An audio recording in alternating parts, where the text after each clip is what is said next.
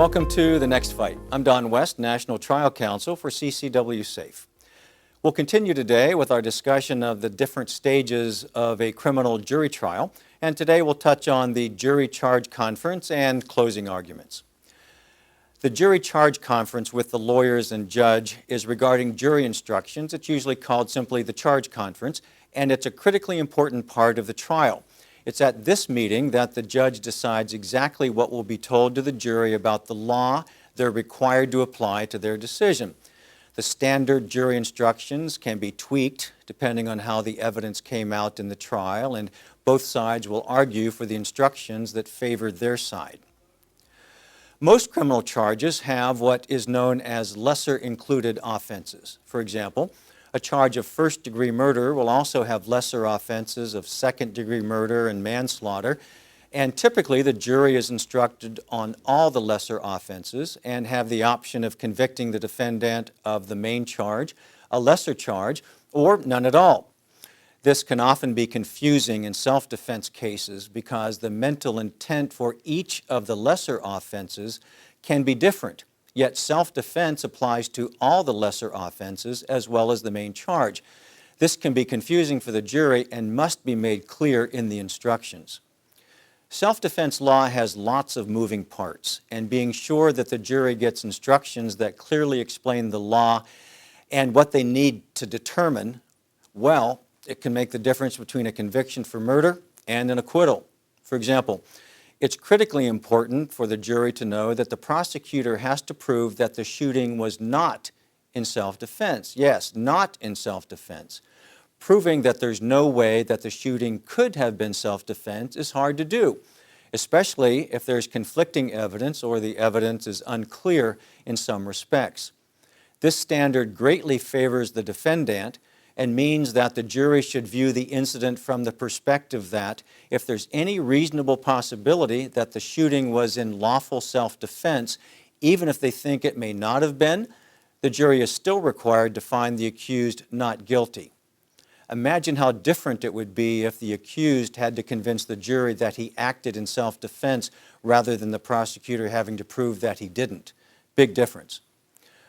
Unfortunately, even though jury instructions are written for the purpose of explaining the law to the jury in clear and concise terms, the standard instructions are written to cover a huge number of possibilities and can be confusing and even misleading.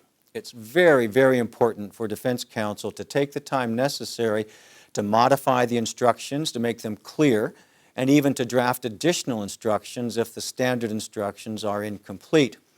The judges want to make sure that the instructions are appropriate and complete because lots of cases are reversed on appeal because of inadequate or misleading instructions. Nonetheless, getting them right and getting the ones you need can be a real challenge.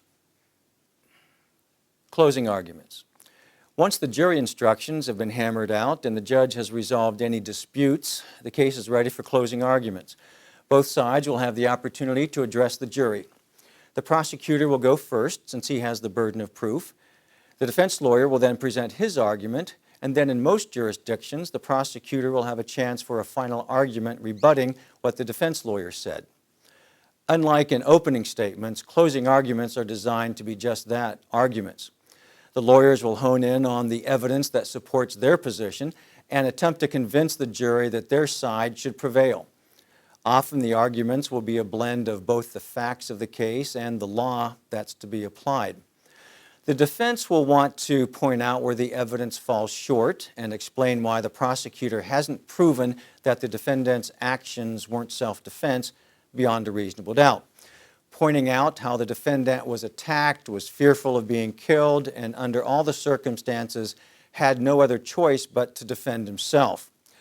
The defense lawyer will want to emphasize the jury instructions, especially that self-defense applies not only to the main charge, but to any lesser included offenses the jury will have to consider. And the defense lawyer will really want to drive home the very high standard of proof that it takes to convict someone of a criminal offense, and that not only does the prosecutor have to prove every element of the offense beyond a reasonable doubt, he has to prove that the defendant did not act in self-defense to that highest standard that exists in the law. He will point out where reasonable doubt exists and explain that if the jury has any reasonable doubt at all, their oath requires them to vote not guilty.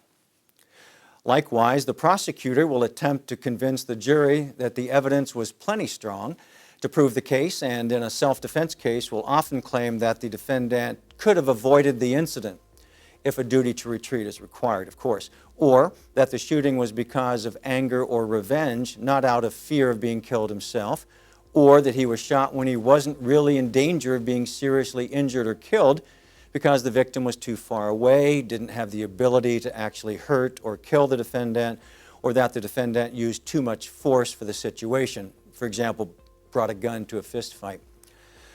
Closing arguments can take a few minutes if the evidence and law is straightforward, or several hours, depending on the case. I think my longest closing argument was over 4 hours, and my shortest was probably less than 15 minutes. After closing arguments, the judge will read the jury the instructions and then send them out to deliberate their verdict. Thanks for watching. I'm Don West for The Next Fight.